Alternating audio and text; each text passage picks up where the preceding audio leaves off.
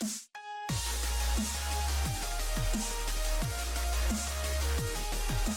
everyone, my name is Wedge, and today we're looking at a new spin on an old tribe. Goblins have been around in Magic for a long time. They've even graced Modern with their presence on more than one occasion.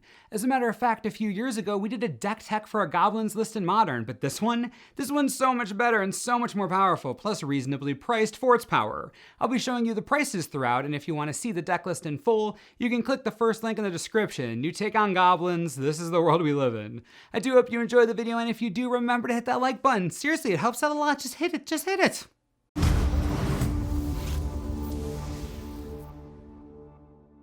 Instead of beginning at the bottom of the curve like we normally do, we're going to jump around. We'll start with Goblin Rabble Master. Once a menace in Standard, the Rabble Master now gets to have fun in Modern. It does force your goblins to attack, but that's what you want to do anyways. And it creates a new goblin every single turn, and it gets gigantic based on the number of other attacking goblins you have. Rabble Master is like a goblin planeswalker. He's totally nuts.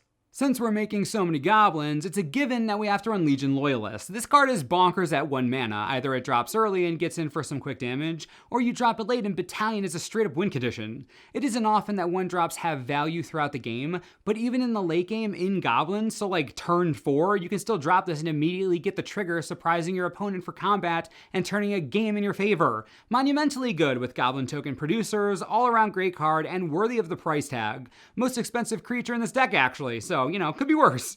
Rabble Master isn't all we have in the token production department either. War Marshal is a solid beater in the strategy, bringing along a 1/1 when it enters the battlefield and when it dies. The echo cost is optional based on what you have in your hand. But if you can't pay it, that's okay, that's still another goblin you get. Which, as we've already seen, is great for our goblins. Both Rabble Master, who gets buffed, and Loyalist, who triggers Battalion easier. It's a simple include.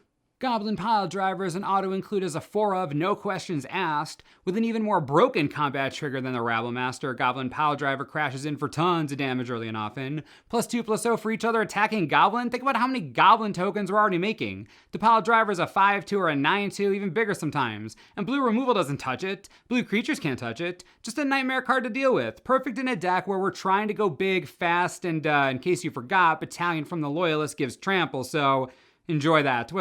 What a beautiful, disgusting deck this is. Now, the Pile Driver doesn't have haste. The War Marshal doesn't either. Neither do the tokens it creates. We have to rectify that. Goblin Chieftain, come on down. In addition to making everything we have super speedy, it gives a +1/+1 buff to all of our creatures. That's so good for 3 mana. Doesn't buff itself, but who cares? With cards like Rabble Master and Pile Driver, that get even bigger when they can take the opponent by surprise. Granting everything a +1/+1 boost and haste means that you're swinging with an army of 2/2s instead of 1/1s, and that wins games. Lords have always been powerful in Magic. This one is no different. And the addition of haste, exactly what goblins want.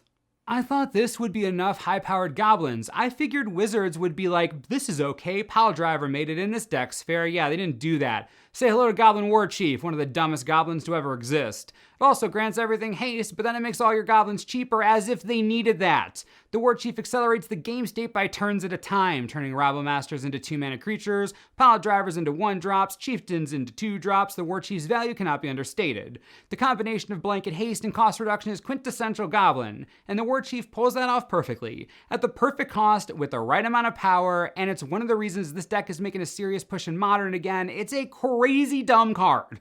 We're going to take a break from creatures for a second to showcase the other reason goblins are doing so well recently, Collected Company. A card everyone is familiar with. Collected Company has been inserted into elves, humans, allies, chord packages, you name it, the company is probably in it. But until recently, goblins haven't really splashed for it, at least not that successfully. But now, with the War Chief, this deck is making waves, and you need to know about it. War Chief is 3 mana or less, along with every other creature in this deck, so the company hits it all. It's a necessary card advantage in a mono red deck that doesn't come with any. There are token producers, of course, but you need more action, you need more value, and the company does that. It's a great mana sink for the late game goblin deck. It always gets you 2 creatures, since literally half the deck is creatures. You can use this before combat to get hasty nonsense. You can use it on the opponent's turn to get a lord and dumpster them in combat, whatever you want. Collected Company is versatile to say the least, and the value can't be beat. It's the most expensive card in this deck, but I promise you, without it, this deck becomes much worse. It's worth playing. Because we're running the company, we need to splash green without a lot of issue. That's where Wily Goblin comes in. Not a particularly exciting goblin, but when it enters the battlefield, you do get a treasure token, which will give you that green mana you so desperately need, or another red mana to help you ramp into something sweet, especially if you're land stuck.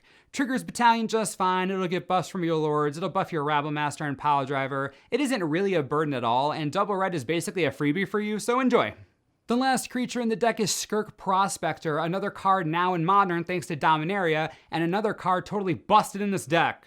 Kirk Prospector doesn't have to sacrifice itself to add 1 mana, it can sacrifice any goblin, which means those tokens from Goblin War Marshal, you can sack those. If you can't pay the echo cost for the Marshal or you don't want to, just sacrifice that too. If you need acceleration on turn 3, the Prospector is your friend. It can help you reach for victory with a late game surprise collected company when your lands are mostly tapped out. Just as useful pre and post combat, a lot of flexibility here. Another great goblin that has really helped get this deck to where it is now. The last card in the deck is Lightning Bolt, obviously. We're playing a red deck, so we're playing Lightning Bolt. The card's amazing. Can't say no to removal, can't say no to quick hits to the face. You can sacrifice a goblin token off the Prospector to cast it if you want and win a game out of nowhere. It's quick, efficient, powerful, everything we want, not much more to say than that. I feel like I haven't ever needed to justify Lightning Bolt, but I still try. Why do I do that? It's just so good. As for lands, you can run shocks and fetches if you want to, but it basically doubles the cost of the deck. We're running a budget land base, and it works just fine. 4 Rootbound Crag alongside 16 mountains and 2 forests, simple and effective considering the Wily Goblin adds 3 more green sources. We've never had a problem casting Collected Company when we wanted to. Not a single time. Also, never had a problem casting any of our double red goblins, ever. 22 lands in total, easy mana base, and you save a bunch of money. CoCo Goblins isn't the most complicated strategy in the entire world, but it does have a ton of potential power and a lot of tribal synergy that you really can't ignore. The combination of token producers and cards like Goblin Pile Driver put a lot of pressure on your opponents to deal with your creatures quickly or they just lose the game.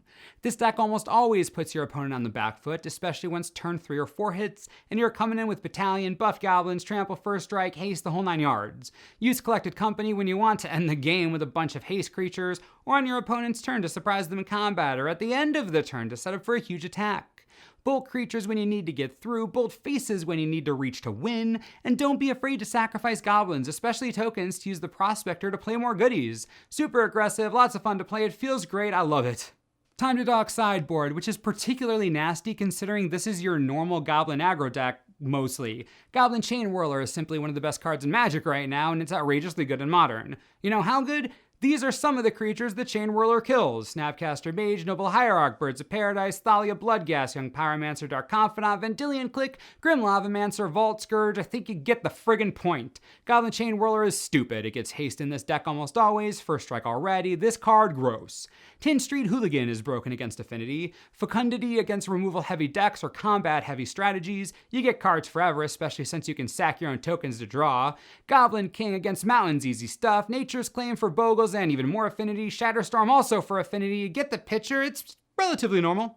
CoCo Goblins is a great new take on an old strategy. With new Dominarian reprints and the inclusion of Collected Company, Goblin stands a real chance to do some damage in Modern right now. If you enjoy the deck and want to take a look at it or get any of the cards for it, you can click the first link in the description. That has everything you need, and hopefully you get a kick out of it. And as always, thanks for watching, and we'll see you next time.